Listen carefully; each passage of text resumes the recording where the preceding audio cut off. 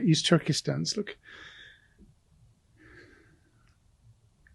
it does.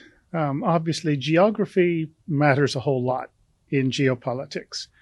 And obviously, given its location, East Turkestan is immensely important, particularly if you consider the sort of operations out of that area that can affect India, Southeast Asia, etc. But it's strategic terrain.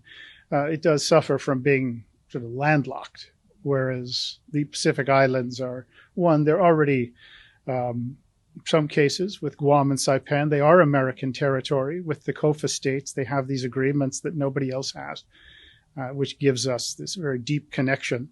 And throughout the Pacific, just geographically, it's easier to get into places. But this is also, the Pacific is the area where China seeks to dominate and control first.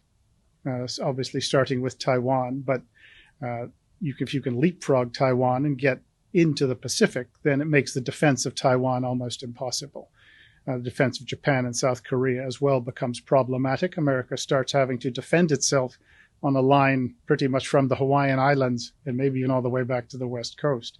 So this is where we see this immediate conflict and this immediate sort of Chinese effort to expand.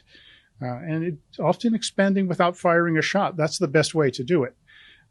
But there is a security angle, which is always coming. The Chinese understand this, but they've been very clear what they intend to do, and that is to first start with the Pacific and get the Americans out of it. I think it was back in the 2000s that Chinese admiral told Admiral Keating, I think it was Admiral Keating, at the commander of then PACOM in Hawaii, said, well, you guys can have east of Hawaii and we'll take the west. How's that for a deal? The Chinese always telegraph their punches, and you know what they're going to do. We just often choose not to believe them. That's often the role of the donor class, to create this amnesia up on Capitol Hill. But in terms of East Turkestan being important terrain, no question about it. But there's a few places that are important terrain.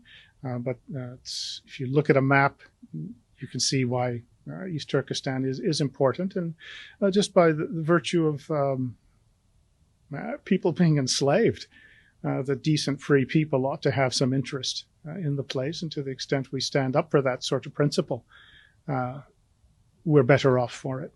Thank you.